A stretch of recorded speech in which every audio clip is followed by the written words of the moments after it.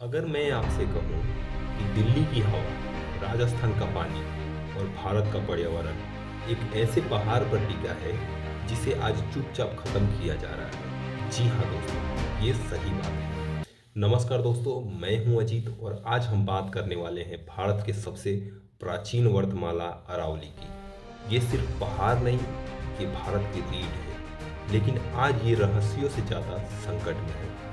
आज इस वीडियो में हम जानेंगे अरावली का असली इतिहास, अरावली से जुड़े डरावने और रहस्यमयी किस्से, अरावली पर्यावरण के लिए कितना जरूरी है और सबसे जरूरी, आज अरावली के साथ क्या किया जा रहा है। वीडियो को अंत तक देखिए क्योंकि ये सिर्फ जानकारी नहीं, ये चेतावनी है।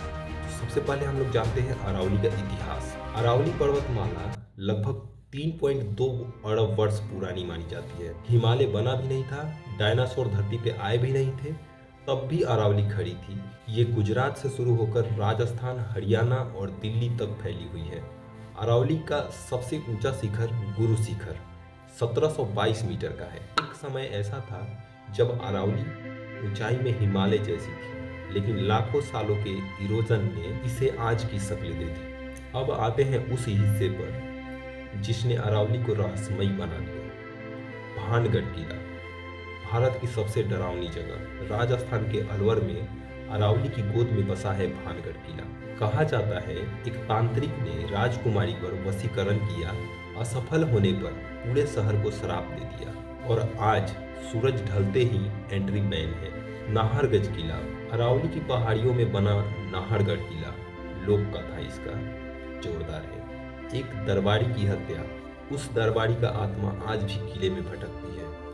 कई पर्यटक कहते हैं रात में दरवाजे अपने आप बंद हो जाते हैं, कैमरे में अजीबो गरीब परछाइयां दिखाई देती हैं। अंबाजी शक्तिपीठ, बिना मूर्ति का मंदिर, गुजरात में स्थित अंबाजी शक्तिपीठ, यहाँ कोई मूर्ति नहीं है। यही स्थान है जहाँ माता सती का हृदय गिरा था और कहा जाता है भगवान श्री कृष्ण का मुंडन भी यहीं हुआ था। सोहन कुंड, जमीन से निकलती गर्मी, हरियाणा के सोहन में अरावली के बीच स्थित गर्म पानी का कुंड। ये देवताओं का स्नान स्थल रहा है। पानी में औषधीय गुण है। वैज्ञानिक कहते हैं जियोथर्मल एक्टिविटी का यहाँ पे असर है। अब हम जानते हैं अरावली हमारे लिए जरूरी क्यों है। अब जरा ध्यान से सुनिएगा।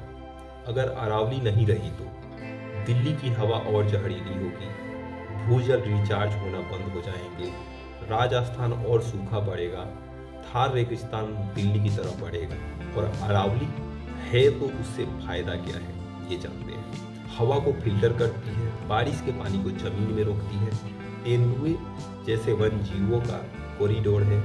इसे दिल्ली का एसी कहा जाता है दोस्तों। और आज अरावली के साथ हो क्या रहा है। अब आते हैं सबसे खतरनाक सच्चाई पर। अवैध खनन, पहाड़ काटे जा रहे हैं, जंगल साफ किए जा रहे हैं, विकास के नाम पर अरावली को बेचा जा रहा है। विशेषज्ञ कहते हैं अगर यही चलता रहा तो आने वाले सालों में अरावली का बड़ा हिस्सा सिर्फ किताबों में रह जाएगा। जब दिल्ली में सांस लेना मुश्किल हो जाएगा, जब पानी टैंकर से आएगा, जब गर्मी 50 डिग्री सेल्सियस पार करेगी, तब हम कहेंगे काश अरावली को बचा लिया होता। लेकिन तब तक बहुत देर हो चुकी होगी। क्या हम अरावली को बचा सकते हैं? हाँ दोस्तों, अभी भी समय है, आप कर सकते हैं, आप अरावली को बचा सकते हैं। उसके लिए हमको क्या करना होगा? आवाज़ उठाना होगा, जानकारी फैलाना होगा, सवाल पूछना होगा, गलत को गलत कहना होगा। और सवाल किससे पूछना होगा? नेताओं से और सुप्रीम कोर्ट से। अगर आप चुप रहे तो इतिहास हमें माफ़ नहीं करेगा। अगर ये वीडियो आपको सोचने पर मजबूर कर दे तो लाइक करें, शेयर करें और कमेंट करें।